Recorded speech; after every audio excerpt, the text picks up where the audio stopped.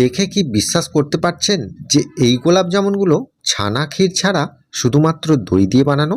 তুলোর মতো নরম তুলতুলে আর এই রসালো গোলাপ জামুনগুলো আমি শুধু দই দিয়েই তৈরি করেছি। এই মিষ্টি দেখে আর খেয়ে কেউ বুঝতেই পারবে না যে এই মিষ্টিগুলো দই দিয়ে বানানো হয়েছে। তো বন্ধুরা, আমি মৃণাল, মিষ্টির কারিগর।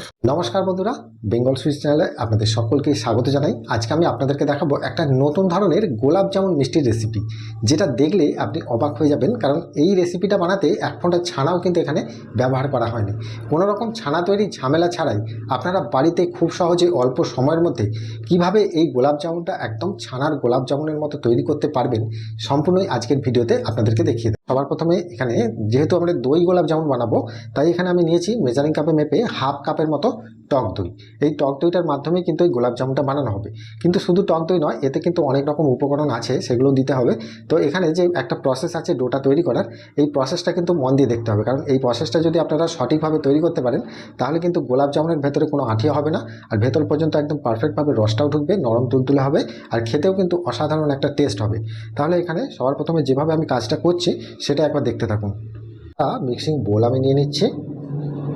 এবার এই মিক্সিং বোলেতে আমি এখানে হাফ কাপ যে টক দইটা আছে মেজারিং কাপে, এটা কিন্তু 100 গ্রামের মতো আছে। এই 100 গ্রাম টক দইটা আমি এই মিক্সিং বোলেতে দিয়ে দেব। তারপর এতে আমি দিয়ে দিচ্ছি 1 চা চামচের মতো চিনি। এই চিনিটাকে আমি এর মধ্যে দিয়ে দিলাম। চিনি আর টক দইটাকে খুব ভালো করে একবার ফেটিয়ে নেব, কারণ দেখুন এই টক দইয়ের মধ্যে অনেক দানা থাকে, সেজন্য এটাকে খুব ভালো করে একবার ফেটিয়ে নিতে হবে। এবার দেখুন খুব সুন্দরভাবে আমার এখানে চিনি আর টক দইটা আমি ভালো করে মিশিয়ে নিয়েছি। এবার এটাকে আমি রেস্টে রেখে দেবো 10 মিনিটের মতো, কারণ এখানে যে চিনিটা দেওয়া আছে সেটা কিন্তু গলিয়ে নিতে হবে। তার জন্য এটাকে ঢাকা দিয়ে আমি সরিয়ে দিলাম, আর 10 মিনিট পর আমি এটাকে নিয়ে আসছি। চিনি আর টক দইটা এখানে আমি রেস্টে রেখেছি, আর এর ফাঁকে আমি একটা সুজির ডো তৈরি করব। তার জন্য দেখুন এখানে আমি 1 কাপের মতো জল নিয়েছি, আর এই জলটা আমি কড়াই দিয়ে দিচ্ছি। আর কিভাবে প্রসেসটা বানাচ্ছি একটু ভালো করে দেখবেন, কারণ এই প্রসেসটার মধ্যেই কিন্তু সম্পূর্ণ এই গোলাপ জামুনের ভবিষ্যৎটা নির্ভর করবে। তার জন্য দেখুন এখানে আমি 1 কাপ মেজারিং কাপে মেপে জল আমি কড়াই দিয়ে দিচ্ছি। এবার এই জলটাতে আমি দিয়ে দিচ্ছি 1 চা চামচের মতো চিনি, আর এই জলটার মধ্যে আমি এখানে দিয়ে দিচ্ছি দেখুন 1 টেবিল চামচের মতো রান্নার সাদা তেল। আপনারা চাইলে এখানে গাওয়া ঘিটাও কিন্তু দিতে পারেন। চিনি আর এই সাদা তেলটা আমি ভালো করে একবার মিশিয়ে নেব। এখানে দেখুন হাফ কাপের মতো সুজি নিয়েছি। এই সুজিটা আমি এখানে 1 কাপ জল দিয়েছি, তার জন্য এখানে হাফ কাপ সুজি আমি এখানে দিয়ে দিলাম। এই গ্যাসের ফ্লেমটাকে একদম লো টু মিডিয়াম ভাবে রেখে আস্তে আস্তে এই জল আর এই সুজিটাকে খুব ভালো করে আমি কুক করে নেব। এই পর্যায়ে কিন্তু গ্যাসের ফ্লেমটা একদম লো রাখবেন, কারণ নাহলে কিন্তু খুব তাড়াতাড়ি এই জলটা টেনে নেবে। তাই এখানে সুজির ডোটা পারফেক্টভাবে তৈরি হবে না। এজন্য গ্যাসের ফ্লেম লো রেখে আস্তে আস্তে কিন্তু এটাকে খুব ভালো করে কুক করে নিতে হবে। এবার দেখুন সুজির ডোটা যখন একটু শক্ত হয়ে আসছে, তখন কিন্তু গ্যাসের ফ্লেমটাকে একদম কমিয়ে রেখেছি, আর এটাকে একটু শক্ত করে আমি একটা ডোয়ে পরিণত করে নেব। এবারে দেখুন সুজির ডোটা কিন্তু এখানে একদম ডোয়ে পরিণত হয়ে গেছে, দেখতেই পাচ্ছেন। তলা থেকে এটা কিন্তু খুব সুন্দরভাবে ছেড়ে দিচ্ছে। এইভাবে নাড়তে নাড়তে যখন দেখবেন একদম তলা থেকে এইভাবে ছেড়ে দিচ্ছে, তখন বুঝতে পারবেন যে সুজিটা একদম পারফেক্টভাবে ডো তৈরি হয়ে গেছে। দেখুন এক কাছে যখন এইভাবে দলা বেঁধে যাচ্ছে, তখন আমি গ্যাসের ফ্লেমটাকে একদম অফ করে দেব। দেওয়ার পর এইভাবে আমি কিছুক্ষণের জন্য নেড়ে দেব। দেখতেই পাচ্ছেন সুজির ডোটা কত সুন্দরভাবে এখানে একদম জমাট বেঁধে গেছে। এবারে এটাকে আমি একটা জায়গার মধ্যে তুলে নেব। এই সুজির ডোটাকে আমি এই জায়গাটার মধ্যে নিয়ে নিলাম। নেবার পর এটাকে আমি একটু ঠান্ডা করতে রাখবো। এবারে সুজির ডোটা আমি এইভাবে মিলে দেওয়ার পর আমি এখানে 1 টেবিল চামচের মতো রান্নার সাদা তেল এর মধ্যে আমি এইভাবে দিয়ে দেব। তারপর এই ডোটার মধ্যে আমি এইভাবে মাখিয়ে দেব। এটাকে আমি সম্পূর্ণ ঠান্ডা করতে রেখে দেব। এইবারে দেখুন সুজির ডোটা তৈরি করে নেওয়ার পর আমি এখানে একটা চিনির রস তৈরি করে নেব গোলাপ জামুনটা তৈরি করার জন্য। তার জন্য আমি এখানে দেখুন মেজারিং কাপে 3 কাপের মতো চিনির রস তৈরি করব। আপনারা যদি পুরনো রস বাড়িতে কোনো থাকে বা মিষ্টি তৈরি করেছেন সেরকম রস যদি থাকে, সেটা দিয়েও কিন্তু আপনারা এই গোলাপ জামুনটা তৈরি করে নিতে পারবেন। তো এখানে আমি চিনি দিয়ে রসটা তৈরি করে আপনাদেরকে দেখিয়ে দিই। তো এখানে দেখুন আমি 3 কাপের মতো মেজারিং কাপে মেপে, মানে এখানে 750 গ্রামের মতো চিনি আমি এখানে ব্যবহার করছি।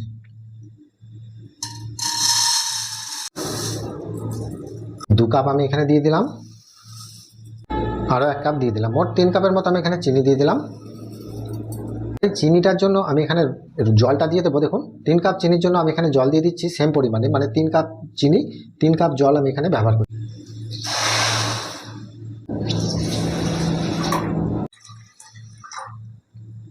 এইবারে দেখুন চিনি আর জলটা খুব সুন্দরভাবে গলে গেছে আর একটা রস তৈরি হয়ে গেছে। এবার এই রসটাকে শুধুমাত্র ফুটে গেলেই আমরা অফ করে দেবো। আচ্ছা, রসটা তৈরি হয়ে যাওয়ার পর আপনারা যদি হাতে নিয়ে দেখেন, দেখবেন হাতে একটা হালকা স্লিপ করছে, তার মানে রসটা এখানে খুব বেশি মোটাও নয় আর খুব বেশি পাতলাও নয়, মিডিয়াম টাইপের রস কিন্তু এখানে করে নিতে হবে। আমি এখানে এটাকে ঢাকা দিয়ে দিচ্ছি। আর ঢাকা দিয়ে দেওয়ার পর এটা কতটা গরমে এই গোলাপ জামুনগুলো ডোবাতে হয় বা কতটা ঠান্ডায় ডোবাতে হয় সেটা আমি দেখিয়ে দেবো। তার আগে আমি এটাকে নামিয়ে দিচ্ছি। এবার দেখুন চিনির রসটা তৈরি হয়ে গেছে। এবার আমি এখানে যে টক দইটা আমি এখানে রেস্টে রেখেছিলাম সেটা নিয়ে নিচ্ছি। আচ্ছা, এবার আমি ঢাকাটা খুলে নিচ্ছি। আচ্ছা, এখানে একটা কথা বলে রাখি, আপনারা সাধারণত এখানে যে ডোটা তৈরি করব, যে উপকরণগুলো আমি এখানে দেব, এগুলো কিন্তু খুবই গুরুত্বপূর্ণ উপকরণ। এগুলো আমি কতটা দিচ্ছি সেটা একবার দেখতে থাকুন। আর এবার এই টক দইটার সাথে আমি দিয়ে দিচ্ছি বেকিং পাউডার হাফ টিস্পুনের মতো। আপনাদের বাড়িতে যদি এরকম টিস্পুন নাও থাকে, তাহলে যদি আপনারা এরকম বাড়িতে থাকা কোনো চামচে করে দেন, তাহলে কিন্তু এটা এইভাবে মেপে নেবেন।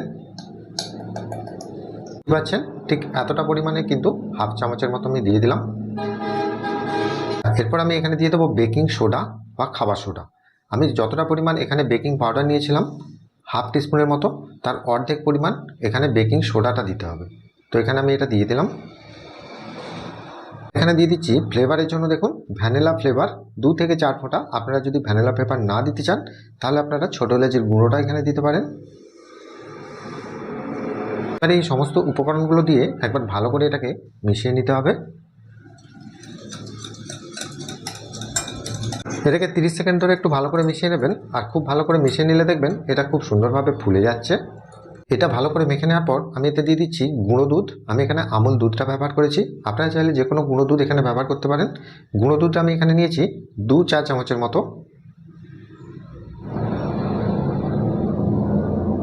এই গুঁড়ো দুধটা দিয়েও এটাকে আমি খুব ভালো করে একবার মিশিয়ে নেব।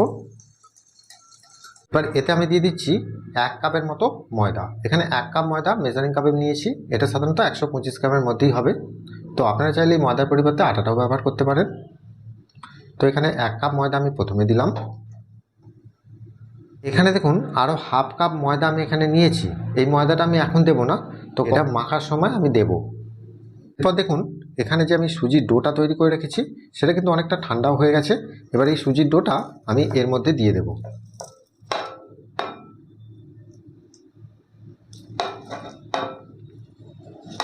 আচ্ছা, সুজির ডোয়ের মধ্যে যেহেতু আমি এখানে সাদা তেলটা মিশিয়ে রেখেছিলাম, সেই জন্য এক্সট্রা করে তেল দেবার এখানে আর কোনো প্রয়োজন নেই। এই সমস্ত উপকরণগুলো দিয়ে এটাকে খুব ভালো করে এবার মেখে নিতে হবে। দেখুন এটা মাখার সময় এখানে এক্সট্রা করে কোনো জল ব্যবহার করতে হবে না, শুধুমাত্র টক দই আর এখানে যে ময়দার উপকরণটা দেওয়া আছে এটার হিসাবে কিন্তু দেওয়া আছে মেজারমেন্ট করে।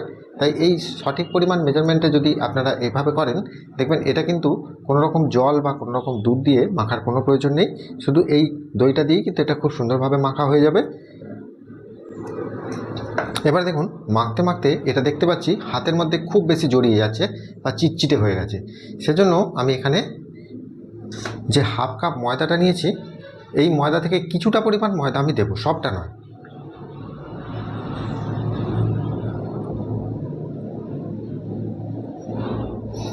মানে 1 টেবিল চামচের মতো নিয়েছি, দিয়ে এটা আমি মাখবো।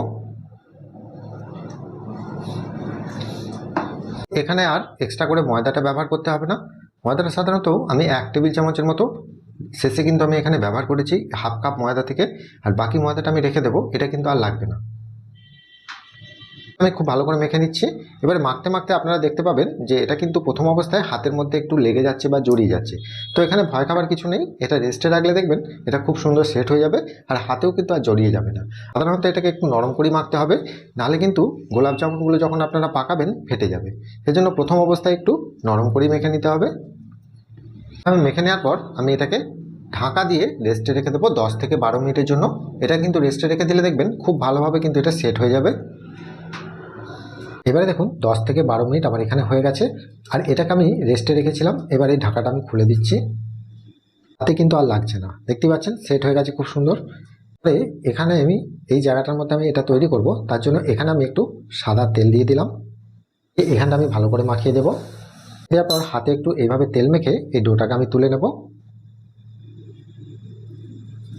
এবারে হাতে একটু এইভাবে তেল মেখে নিতে হবে, নিয়ে এইভাবে ডোটাকে একটু ভালো করে মালিশ করে নিতে হবে। এবারে দেখুন এখানে আমি মিডিয়াম সাইজের গুচিগুলো তৈরি করে নিচ্ছি। আপনারা চাইলে এর থেকে বড় বা ছোটও করে নিতে পারেন। দেখুন এই গুচিগুলো আমার সব তৈরি হয়ে গেছে। এবার এগুলোকে আমি পাকিয়ে নেব। দেখুন পাকিয়ে রাখার জন্য এখানে একটা প্লেট নিয়েছি, তার উপরে অল্প করে একটু তেল মাখিয়ে দিচ্ছি। এবার হাতে একটু এইভাবে তেল নিয়ে এটাকে এইভাবে পাকিয়ে নেব। দেখুন খুব সুন্দরভাবে এখানে পাকানো হয়ে গেছে। এর পাকিয়ে নেওয়ার পর এখানে দেখতে হবে যে কোথাও কোনো ফাটা বা কাটা দাগ আছে কিনা। যদি ফাটা বা কাটা দাগ থাকে তাহলে কিন্তু তেলে ভাজার সময় এগুলো ফেটে যাওয়ার সম্ভাবনা থাকে, তাই এইগুলোকে একটু ভালো করে পাকিয়ে নেবেন। পাকিয়ে নেওয়ার পর এটাকে গোলাপ জামুনের শেপ দেওয়ার জন্য এটাকে একটু হালকা লম্বা করে দেবেন। খুব বেশি লম্বা নয়, হালকা কিন্তু লম্বা করে নিয়েছি। আপনারা চাইলে এখানে গোল শেপও রাখতে পারেন।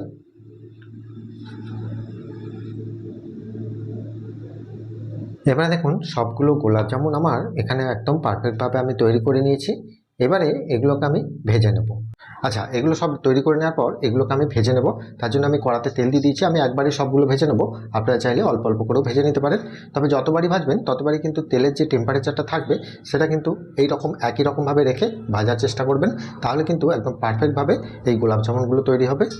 তেলটা এখানে আমার গরম হয়ে গেছে। এবার একটা ছেড়ে দিয়ে আমি দেখছি কীরকম। একটা কি দুটো ছেড়ে দেওয়ার পর দেখতে পাচ্ছি যে তেলের ওপর থেকে সেরকম বেশি কিছু অ্যাক্টিভিটি আসছে না, বা এরকম আঙুল ডুবিয়ে তেলটা কিন্তু রাখা যাচ্ছে। দেখুন আঙুলটা ডোবানো যাচ্ছে তেলের মধ্যে, এই রকম গরমটা বুঝবেন। এই রকম গরম যখন তেলটা হয়ে যাবে তখন আমি এগুলো সব ছেড়ে দেব।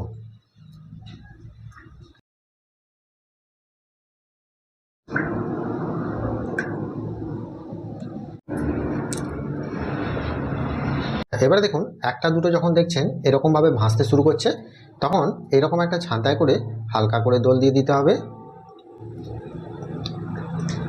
আর এইভাবে দোল দিয়ে দিলে কী হবে, এই যে তলার মধ্যে বেশিক্ষণ যে থাকছে, এই থাকার কারণে দেখবেন এই তলার দিকটা অনেক সময় একটু খুব বেশি লালচে বা পোড়া দাগ এসে যায়। দেখতেই পাচ্ছেন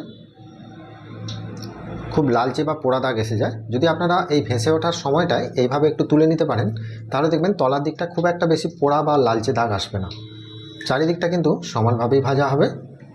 আচ্ছা, এই পর্যায়ে কিন্তু আমি এখন গ্যাসের ফ্লেম একদমই বাড়াবো না, জাস্ট এটা আস্তে আস্তে আমি ভাজবো। একটু টাইম দিতে হবে এটা ভাজার জন্য। আচ্ছা, এটা যখন দেখবেন সম্পূর্ণ ভেসে উঠেছে তখন 30 সেকেন্ডের জন্য গ্যাসের ফ্লেমটাকে একটু বাড়িয়ে দেবেন, নাহলে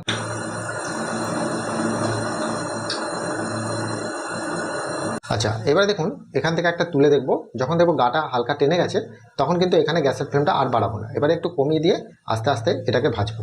এবারে দেখুন এই যে গোলাপ জামুনের গায়ে দেখছেন হালকা ফাটা ফাটা দাগ এসেছে। আমি বলি যে গোলাপ জামুনের গায়ে, এই দই গোলাপ জামুনের গায়ে যদি হালকা ফাট ধরে তবেই জানবেন ভেতরে কিন্তু রসটা পারফেক্ট ঢুকবে। আর যদি ফাট না ধরে একদম তেল হয় গাটা, তাহলে কিন্তু ভেতরে রসটা ঢুকবে না বা ভেতরে একটা আঁটি হয়ে যাবে। সেজন্য গোলাপ জামুন, এই যে দই গোলাপ জামুনটা তৈরি করার জন্য হালকা কিন্তু একটু ফাট ধরাতে হবে, তবেই কিন্তু ভেতরে রসটা ঢুকবে। তো এখানে ভয় খাবার কিছু নেই। এগুলো রসে দিয়ে দেওয়ার পর দেখবেন ফাটগুলো বোঝাই যাবে না, একদম বুঝে যাবে।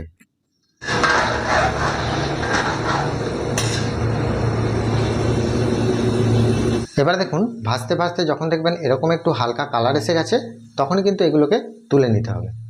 দেখুন এই চিনির রসটা কিন্তু এখানে মিডিয়াম গরম থাকবে, খুব বেশি গরমও নয় আর খুব বেশি ঠান্ডাও নয়। হাত ডুবিয়ে দেখবেন আঙুল ডুবিয়ে মিডিয়াম গরম আছে, এরকম গরমে কিন্তু দিতে হবে।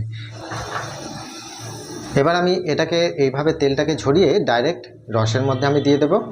এবারে দেখতে পাচ্ছেন এরকম ডাইরেক্ট আমি ভেজে নিয়ে গরম গরম অবস্থায় কিন্তু আমি রসের মধ্যে দিয়ে দেবো। তারপর এটাকে আমি এইভাবে ডুবিয়ে দেব। আমি এটা রসের মধ্যে ডুবিয়ে দেওয়ার পর এটাকে আমি 5 মিনিটের জন্য ঢাকা দিয়ে রেখে দেবো। তারপর আমি দেখব যে রসটার মধ্যে সঠিকভাবে ঢুকছে কিনা।